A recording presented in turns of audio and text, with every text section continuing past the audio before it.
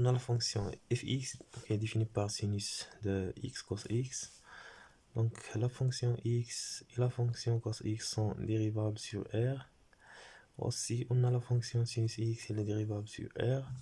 Alors, cette fonction f, elle est dérivable sur R. Soit x appartient à R. Donc f' c'est la dérivée de sinus de x cos x. Donc on applique la formule de la dérivée de la composée de deux fonctions. Donc c'est la dérivée de la fonction qui est à l'interne fois sinus prime de cette fonction. Donc ici on a produit de deux fonctions, donc égal à x' fois cos plus x fois cos prime. La dérivée de x c'est 1 et la dérivée de cos x c'est moins sinus. Donc moins x sinus x fois le cos, c'est la dérivée de sinus. Donc pour la deuxième fonction, donc on a la fonction x fois racine de x, elle est dérivable sur r étoile, car la fonction racine x elle est dérivable sur r étoile, et la fonction sinus elle est dérivable sur r. Donc cette fonction elle est dérivable sur r étoile. Pour la fonction x à la puissance 3 elle est dérivable sur r, la fonction cos elle est dérivable sur r. Donc cette fonction elle est dérivable sur R, d'où finalement la fonction g elle est dérivable sur R plus étoile. Donc soit x appartient à R plus étoile. La dérivée de la fonction g c'est la dérivée de cette fonction. Donc on applique la dérivée de la composée fois sinus prime de x racine x plus ici on applique la composée, c'est la dérivée de x à la puissance 3 fois cos prime de x à la puissance 3. Donc ici la dérivée de x c'est 1 fois racine de x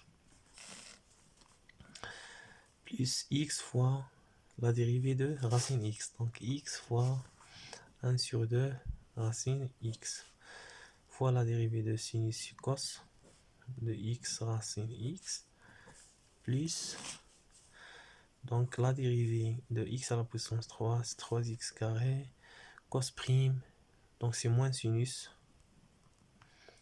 de x à la puissance 3, donc égal. Ici c'est la racine de x plus x sur 2 racine x fois cos x racine x moins 3x carré sinus x à la puissance 3. Ça suffit. Donc on calcule la limite de h de x moins h0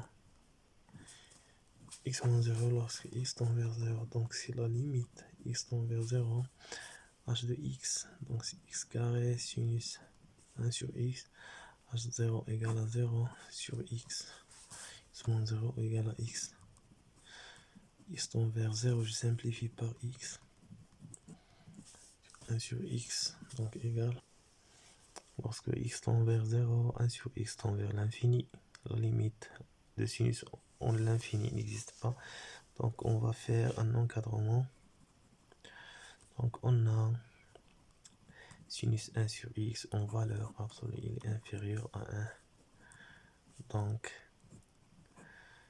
fois la valeur absolue de 1 sur x, il est inférieur à la valeur absolue de x, c'est-à-dire x sinus 1 sur x, il est inférieur, donc et la limite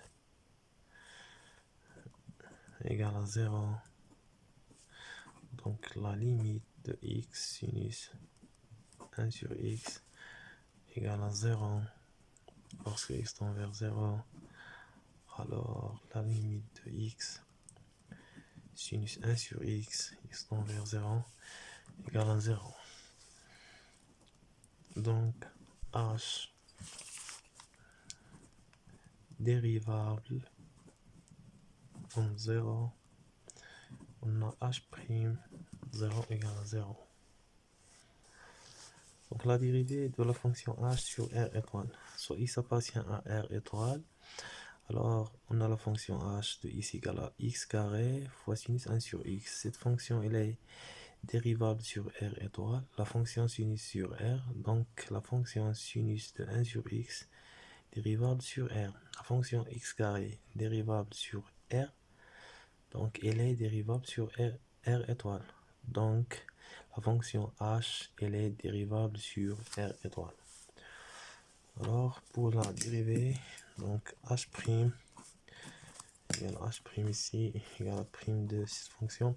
Donc on a le produit de deux fonctions. C'est la dérivée de x carré fois sinus 1 sur x plus x carré fois sinus de 1 sur x prime. Donc égale